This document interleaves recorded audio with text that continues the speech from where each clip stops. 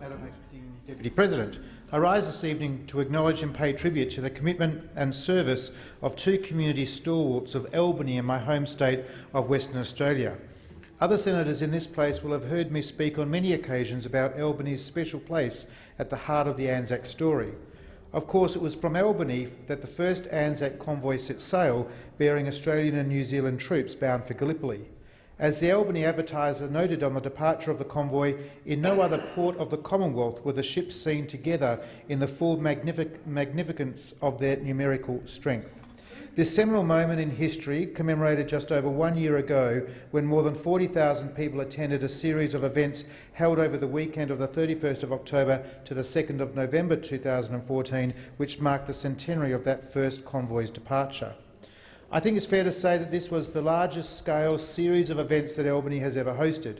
Certainly it gave Albany an unparalleled opportunity to showcase both its outstanding natural beauty and the warmth of its local community for a national television audience.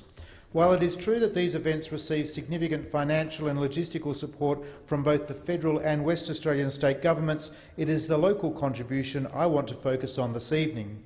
Because these commemorative events would not have been as moving nor the resounding success they became were it not for the commitment and enthusiasm of two leaders within the Albany Return Services League.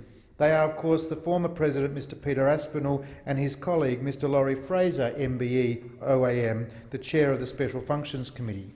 Between them, these two gentlemen were a crucial bridge between all levels of government, the veterans community and Albany's local community during the planning and running of last year's commemorative events. Without their energetic input and drive, I think it's doubtful that the local community in Albany would have had felt the keen sense of ownership they did in commemorating these significant national events. Their active involvement is all the more inspiring to me because both Peter and Laurie come to these positions having already given so much in the service of their nation and their community. Peter Aspinall is a veteran of the Battle of Long Tan, which was the deadliest battle of the Vietnam War for Australian troops.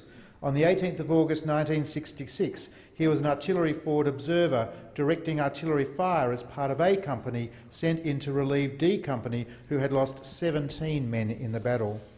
Peter's strongest recollection from that day is the blinding rain and visibility down to only a few metres in the armoured personnel carriers we were driving through and over the North Vietnamese Army and the Viet Cong. He also recalled the absolute eerie silence upon arriving at the rubber plantation where D Company had been pinned down, noting that rubber trees were shredded, trees completely blown apart, not the sound of a single bird. Like many Vietnam veterans, he also recalls the direct confrontations and some very personal attacks experienced by those who returned home. For many years, he avoided commemorative events, but eventually became involved in the Albany RSL and feels that in addition to honouring those who did not return, we should be thinking of those who, along with their families, have suffered enormous psychological damage. Likewise, former SAS soldier Laurie Fraser MBE OAM has been instrumental in efforts to ensure that Albany's place at the heart of the Anzac story is understood nationally, both as the point of the departure of the Anzac convoy and as the birthplace of the Dawn service, which is now an Anzac Day tradition nationwide.